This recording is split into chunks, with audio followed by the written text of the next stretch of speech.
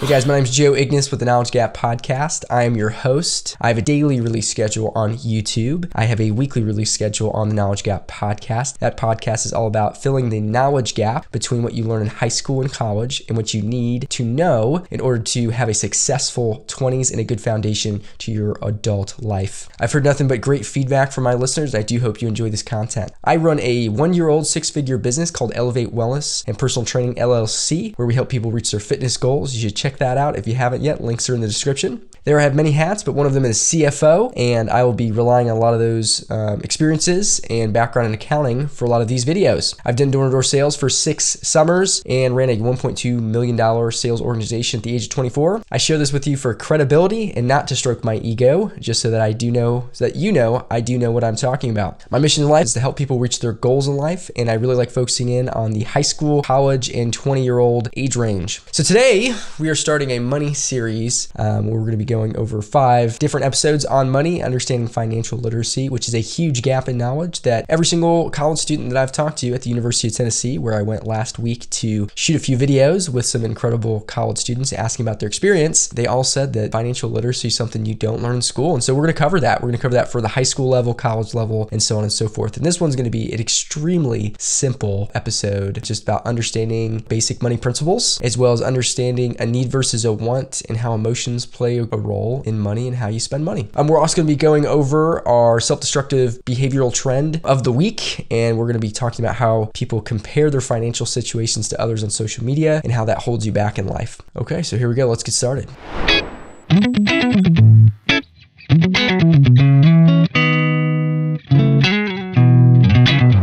Okay guys, so we're going to be talking about this self-destructive behavior according to a survey by Bankrate.com. They actually found that 34% of Gen Z and millennials feel negatively about their finances from social media. So basically what the article reads about is that people are watching other people's accomplishments on social media, and there's a huge trend where you're seeing someone's accomplishment and you're comparing that in your life to whatever they're doing. And Instagram and social media is really funny because you always see the best parts of people's lives, never the worst parts. And someone can have a beautiful Instagram, a beautiful channel, and they could have a lot of things wrong behind the scenes. And so, the reason that we're doing that is we're falling into this comparison trap. And the comparison trap is where we're thinking, that what we have isn't as good as other people, so therefore we ought to be upset. And that's just like not a great way to go about it. So there's a really good quote that comparison is the thief of joy. When you compare yourself to other people, you are stealing your own joy. There's probably so many things about your life that you could be thankful for if you had a certain perspective of it. And I know there's a lot of people out there with maybe not the quote unquote best lives, but what is the best life, right? You get to decide what you're happy with and what you're joyful about. And a lot of people, unfortunately, decide to be upset. They decide that they are not good enough. They decide that how much money they have isn't good enough and that they need money in order to be happy. Well, I just want to tell you that money is not happiness. Money is fuel to have the lifestyle that you'd like to have or to accomplish a mission that you would like to have, right? Money can de-stress you so you don't have to worry about your bills or being paycheck to paycheck, right? But money in itself as an idol is not going to solve your problems. It's not going to make you feel better about your life. Okay, so realize 2 things, right? Comparison's a thief of joy. And the second thing is whatever people look like on Instagram is how they want to be perceived. There may be a lot of things about them that may not be things that you actually want to, exemplify or be like. Maybe you don't want to be the way they are. Because obviously if you're maybe the richest person in the world, maybe you have some different problems. You could be greedy. I'm not saying they are, but I'm just saying there could be other things that you can be proud of. Don't compare yourself to what they're talking about, but just, hey, what are some things about your life that are great? Maybe they don't have that. Maybe they don't have the same struggles, or they probably have worse or different struggles than you, right? So look beyond the lens. I think that's a really, really healthy thing. So don't worry about your appearance. Don't worry about your careers. Don't worry about situations. Just do your best. If you're doing your best,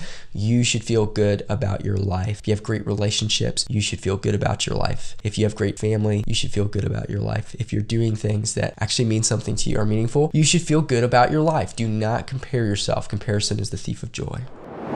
Again, money doesn't solve all your problems. In fact, it leads to a lot of terrible choices. Greed is a big thing where if you get sucked into money being your life, you will neglect many things like relationships and moral principles. I think being satisfied with where you're at and realizing that every really successful person probably started exactly where you're at, and that there's just like, if you want to be successful, which there's nothing wrong with that, or being wealthy, then you are going to have to develop yourself, develop your mindset, grow your skills, and you're going to have to do things that require discipline that most people aren't willing willing to do. And if you're willing to start doing those things, then you will be better off and be more successful. So you're going to have to say no to huge time wasters. You're going to have to say no to wasting your money. You're going to have to, again, learn to not care what others think. When you're looking at someone's Instagram, you're seeing the tip of the iceberg, and 90% of that iceberg's below the surface. And you don't know what that iceberg looks like. And if they're really successful, it's probably a lot of hard work, that you never saw, and if they're hiding things, there's going to be things hidden as well that aren't great. So again, money doesn't buy happiness. You don't need it as much as a thriving relationships and good friends. Money just helps you feel a little less stressed, and after a point, it can become your only focus again if you're not careful. So let's get into this money series. Let's get right to that content, but avoid comparison. Comparison's a thief of joy. If you start feeling that way in social media, just cut out social media for a few weeks. Think about it. Like, do you actually need what these people have? And I really don't think that you do. And living below your means is also a great way to do it. And I don't think being all flashy is the way to live life in a good way. Okay, cool. So in the first episode of this money series, we're going to be just talking about understanding really basic concepts of money and understanding the role our emotions play when dealing with money. Where you want to get in life is that money is a logical thing. It's something somewhat of a necessity. You have to have it in order to live and survive in this world, but it is not your number one focus, and it's not something that takes away from the life that you want to live or takes away from your joy. And that's where you want money to be. Money can be fuel for a big mission. It can do a lot of things for us, but just like at a heart level, we want to make sure that money's not our idol, our God, and we just want to make sure that money, we are smart about it as best we can. First, we got to talk about what is a need and what is a want, right? So these are our emotions playing on us for wants, and needs are things that we have to have in order to survive, right? So if you don't have a need, you won't survive. For example, needs are really simple. You probably think of many: food, water. If you don't have water for 3 days, you die, right? So that's a need. You got to be able to afford water and food. If you don't have food for 3 months, you die. Shelter. If you freeze. Car. Usually in the United States, you need a car. Sometimes you can bus, sometimes you can bike, but I would just say that's probably a necessity for opening up your job market opportunities. Gas, if you have a car, is a need. Clothing, warm clothing, quality clothing, things like that are all needs. Shoes, etc. So you can increase that list and you keep going, right? So those are needs, things that you have to have in order to survive, right? A want is basically anything else, anything that you would enjoy that makes life easier, but if you didn't have it, you probably wouldn't die, whereas a need, you might not survive, or you could really cripple yourself, for example. And again, when you come into the wants, this is where our emotions really start to tug at us, because logically, our emotions really desire food. We get hungry, right? We get thirsty, right? Those are all things that our brain, has as indicators of what we need to be focusing on. But then once we have those satiated, a lot of times we can jump too quickly into fulfilling our wants when we really need to being smart about how we use our money. The goal is to cover your expenses first. So this is like the basic understanding of what you're trying to do with money in order to not feel as stressed as most people who, end up becoming living paycheck to paycheck, which is something we really want to avoid, right? We'd like to be building wealth. We'd like to be saving money. We'd like to be in a good place in life where money is not a stressor. So the order of operations is like this. The goal is to cover your needs first: food, water, car, shelter, gas, stuff like that, right? Then save an emergency fund. So have some backup money to cover things in case something happens. You lose your job, car gets, broken down, who knows, but you always want to have some money left over, in a savings account, which we'll talk about later, right? Where you are safe. It's emergencies only. You don't touch it. You leave it there. Then you can think about some of your wants. Until you have those first two, you can't do the wants because it will cause pain. It will not be good for you, right? So you've got to have discipline in your life. And in this area, it's, again, poor emotional money decisions can lead to debt and just a lot of, hurt relationships, begging your family for money, not fun things to do. So let's avoid being broke all the time and let's have a good 20s, right? So that's what this is all about. So here are the actual basic principles for money management that I came up with. This is not an exhaustive list. This is not a perfect list, but this is a simple list to get started. And after making this list a habit in your life, then I would really encourage you to expand on this list, read books about it, ask people about it who are financially successful, and learn more and more. Again, don't just stop at this list. That would be complacency. You don't want to be complacent in your life. You always want to be growing. So number one, always have a job or income sources that cover your needs. Always have a job. Please, always have a job or a way that you are making money. Some people become self-employed. That's great. I'm self-employed. I love that lifestyle. Some people have to have a job, based on whatever skills, right? So no shame either way, but have an income source. In order to live, you have to have money coming in order to budget to make sure you satisfy all of your needs. And if you have leftovers after an emergency fund, again, that's when you buy your wants. Part Part of this is always keep a job, right? So a lot of people can get a job, but can you keep a job? And that's where you need to have some principles in place to set yourself up for success. So one of those things is always being 15 minutes early to everything that you're doing. And I'll tell you, sometimes we get busy and I am bad at being on time, which is self-employed. It doesn't matter. But if I had a job and I was late all the time, for example, that would be awful. Always be 15 minutes early. If you plan to be early, anything can happen. You can still be on time. Always show up to work on the days you're scheduled to work. Keep a calendar on your phone or written down on the fridge, right? Just have these small things in place so you can always remind yourself when you are working and you don't miss. Because if you always just show up and you're 15 minutes early, you will always have a decent relationship with your employer and you won't have to worry about getting fired. And the reason people get fired, again, it just usually comes down to being late, not showing up, not following through on their commitments. If you can't be trusted to follow through on your word, that's when people have a tough time working with you.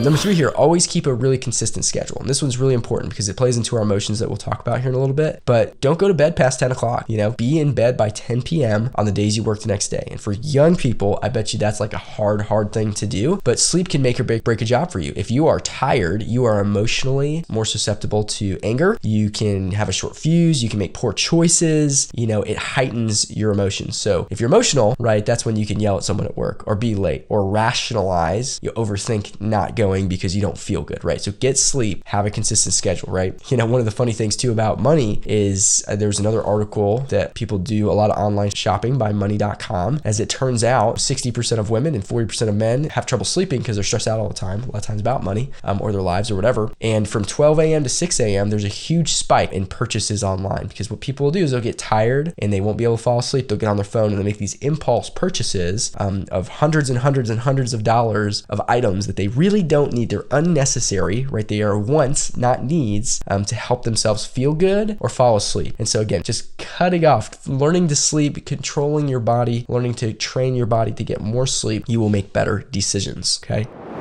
Number 4, always have a budget. You always want to know how much money's coming in, how much money's going out, and you need to monitor how much you're spending. And this is where people, again, make a huge mistake is they just don't monitor what they're spending. They're just spending and spending and spending and spending and spending. And one of the best things you can do is for 1 week, keep all of your receipts and write them down in a book somewhere and just see how much you're spending on stuff. And what you'll realize is you're probably wasting a lot of money. After you have a budget and are building an emergency fund, at least 3 months of what you need, right? So that's number 5 is always have an emergency fund of at least 3 months of rent and just in case something happens with your car. So you always put that first. Last but not least, be a minimalist in your 20s, which means that there's a trend with young people where you start making money and then you start spending money a lot. And people try to live above their means or at their means a lot. And so being a minimalist is this idea that you spend less than what you are making. You are buying your first house or renting an apartment or buying your first car or renting whatever it is cheaper than what you can afford. And you do that to be safe in your 20s because after you've saved up money in your 30s and 40s, you can buy more of your wants, right? But if your first car is a Charger or a Lamborghini or something expensive, and it's going to take you 20 years to pay it off, you're really not doing yourself any favors. You're making it tougher, right? But if you get a cheaper apartment, live like a poor college student where you're really trying to save as much money as possible until at least the age of 25, you're going to be way better off in your life.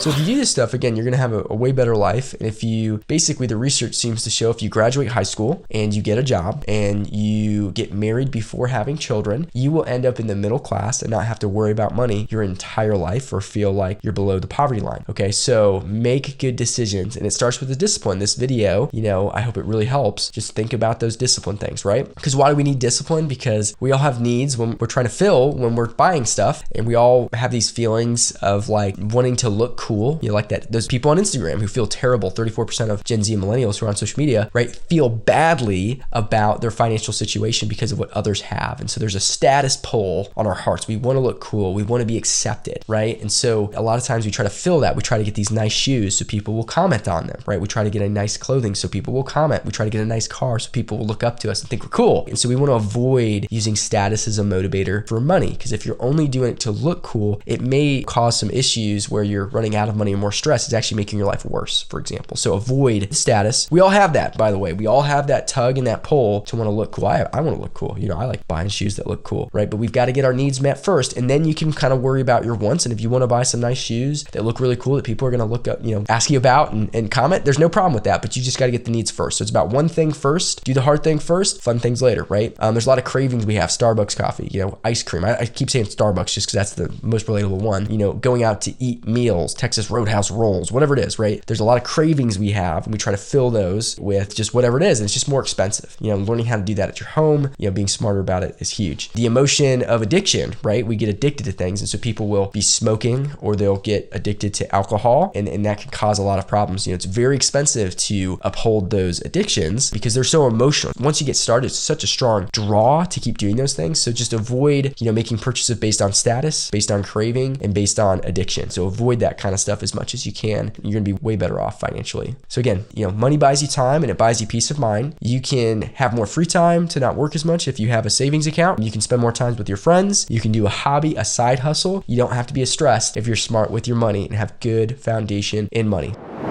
I hope this video was somewhat entertaining, likable, and informative. I truly hope that you'll put these ideas into practice, and I would love to hear about how they helped you in your life in the comments below. I put a link with a free Google Sheet that has a budget for you just to get started. It's a template. You can change it. You can download it, stuff like that. So I really hope that it helps. If you made it to the end of this video, by the way, you are an anomaly of the internet. Almost no one makes it to the end of any video anywhere, and you're the kind of person that I'd love to connect with. So please comment below. Please like, please subscribe, share this with some friends. I'd love to get to know you a little bit better, and I'd love to hear about your content ideas. What do you want to learn about? What do you feel like school doesn't teach you that you want to learn about, that you feel like you need to learn about in order to be successful in your 20s? Tell me. I'm all there. You can follow us on social medias, which will all be in the description below. Message me, DM me. Got my email on there too for any comments, stuff like that you guys want to hear about. If you love what we do and think what we do is pretty incredible, just consider supporting my podcast monthly through Anchor. The link's in the description there. Just go ahead and follow the podcast, which is also in the description on Anchor, Spotify, Apple Podcasts. And don't forget to check out Elevate Wellness if you're interested in personal coaching, fitness, nutrition, and we should be having some live calls in the upcoming weeks and months that are totally free that you can come to and just learn about how to be healthier. We've got 4 more of these videos to go and 4 more of these episodes. So